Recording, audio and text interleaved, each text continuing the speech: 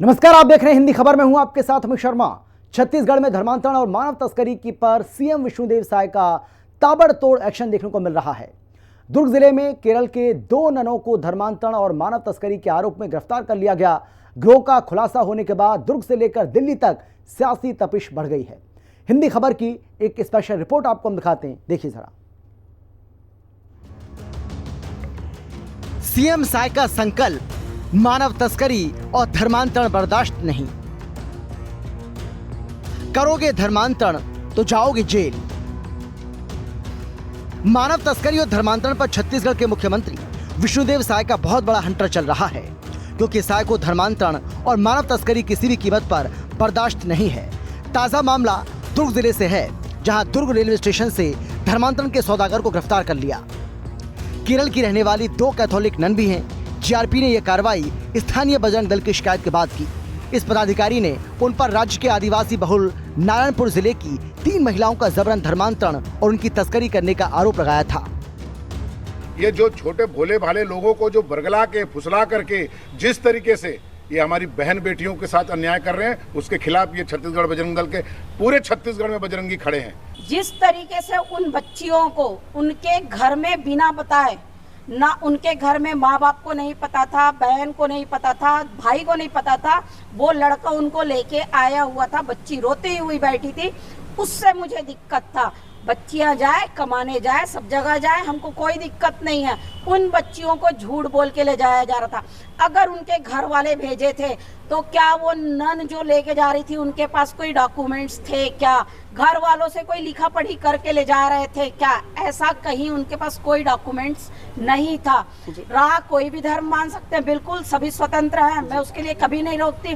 Christian जो महिलाएं थी तो उनको जब पकड़ा गया और उनसे जब पूछताछ की गई, तो जब उन्होंने नानुकुर किया, टाल मटोल की बात, तो उससे समझ आता है कि इनको कहाँ लेके जाया जाए। पहले बोले कि इनको नर्स की पढ़ाई के लिए ले जाया जा रहा है। 6वीं क्लास, 8वीं क्लास, 10वीं क्लास पढ़ी हुई बच्चियों को क्या नर्स की पढ़ाई के लिए ले जाया जा सकता है क्या? ये कहीं गलत है पूरी तरह से। छत्तीसगढ़ में मानव तस्करी और धर्मांतरण के बड़े रैकेट का भंडाफोड़ हुआ है। छत्तीसगढ़ के मुख्यमंत्री विष्णुदेव साय ने साफ कर दिया है कि सूबे में धर्मांतरण और मानव तस्करी किसी भी कीमत पर स्वीकार नहीं की जाएगी। और प्रभु श्री राम अपने 14 साल के वनवास काल का अधिकांश समय हमारे छत्तीसगढ़ की धरती में बिताया है, करीब 10 वर्ष। और जो दंडकारण्य का प्रसंग आता है आज, सीएम साय के एक्शन के बाद कांग्रेस बौखला गई है। केरल से चला कांग्रेस का डेलीगेशन दुर्ग में जेल में बंद ननों से मिलने पहुंचा। कांग्रेस एक बार फिर से तुष्टीकरण की राजनीति करने लगी है। खैर, कांग्रेस का तुष्टीकरण से पुराना नाता है। एक तो हम अभी यहाँ पे सिर्फ मिलने आए थे, ठीक है, पूरा डेलीगेशन है, तो हम लोग बाकी डेलीगेशन को लाने जा रहे हैं। तो आप सबके साथ जितने भी हमारे सांसद के जो लोग भेजे गए हैं दिल्ली से इस पूरे समीक्षा करने के लिए इस पूरे चीज को, तो उनसे फिर बात करके आप पूरा बयान। पहले हमारे जो राष्ट्रीय कांग्रेस पार्टी के राष्ट्रीय महासचिव, उन्होंने प्रधानमंत्री भी पत्र लिखा, यहाँ के मुख्यमंत्री को पत्र लिखा और आज लोकसभा में प्रोटेस्ट भी हुआ। पूरे देश में अल्पसंख्यक असुरक्षित है और भारतीय जनता पार्टी की जहाँ जहाँ सरकार है वो अल्पसंख्यक को टारगेट करती है अपने वोट के खातिर, ताकि ध्रुवीकरण किया जा सके। और उसी के चलते ये जो कार्रवाई हुई है। अब विष्णुदेव साय जी को ये पता नहीं है कि 2006 में 2 अगस्त को प्रस्तुत हुआ, 3 अगस्त को पारित हुआ और आज तक के वो कानून बन नहीं पाया। अब तो डबल इंजन की सरकार है, तो वो पहले वो कानून जो 2006 में पारित हुआ, जिस समय रमन सिंह पहली बार मुख्यमंत्री बने थे, वो आज तक के लागू क्यों नहीं हो पाया, ये विष्णुदेव साय को से मैं पूछना चाहता हूँ।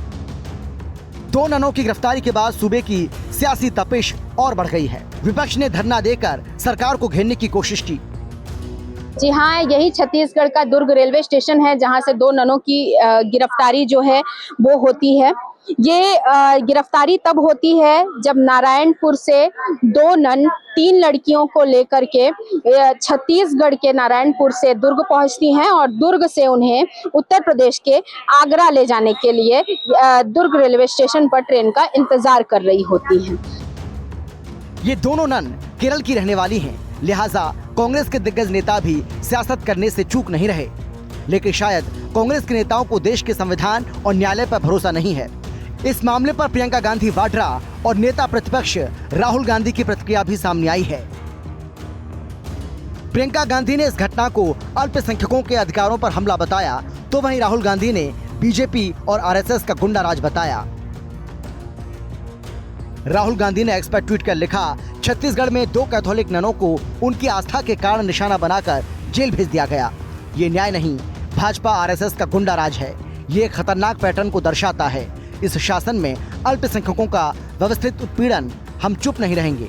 धार्मिक स्वतंत्रता एक संवैधानिक अधिकार है। हम उनकी तत्काल रिहाई और इस अन्याय के लिए जवाबदेही की मांग करते हैं।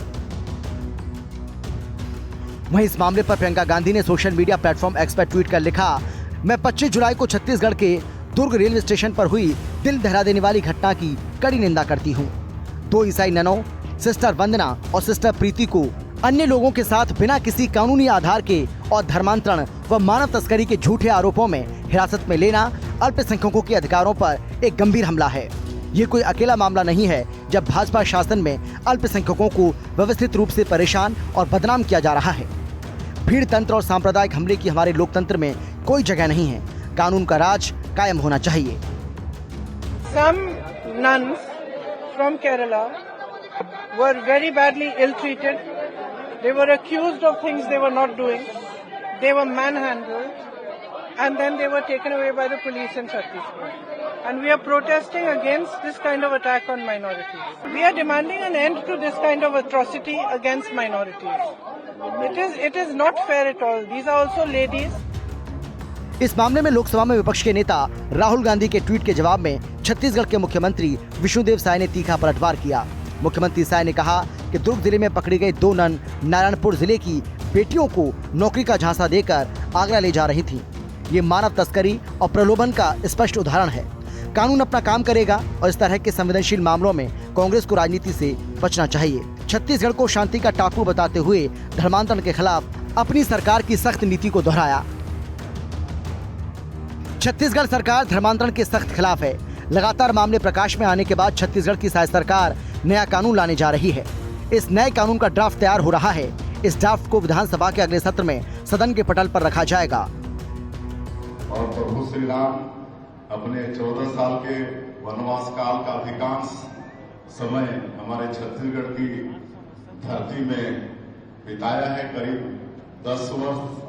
और जो दंडकारण्य का प्रसंग आता है आज, छत्तीसगढ़ में धर्मांतरण और मानव तस्करी पहले की सरकारों में धड़ल्ले से जारी थी, लेकिन सीएम साय ने कमान संभालते ही इस पर नकेल लगाना शुरू कर दिया, जिसका नतीजा ये रहा कि धर्मांतरण और मानव तस्करी गिरोह का भंडाफोड़ कर गिरोह के सदस्यों को सलाखों के पीछे भेजा जा रहा है।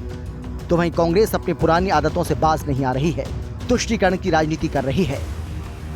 छत्तीसगढ़ में सरकारें किसी की भी हो, मानव तस्करी और धर्मांतरण का मुद्दा धड़ल्ले से शुरू था, लेकिन छत्तीसगढ़ में जब से विष्णुदेव साय की सरकार आई है, मानव तस्करी और धर्मांतरण मतांतरण जैसे मुद्दों पर लगाम लगना शुरू हो चुका है।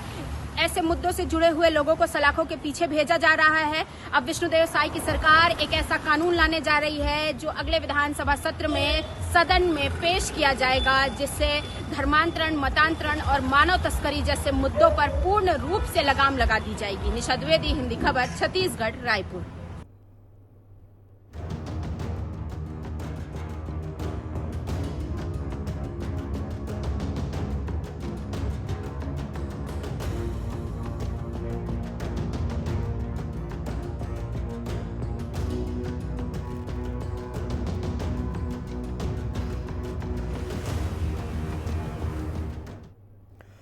पहले मौलाना फिर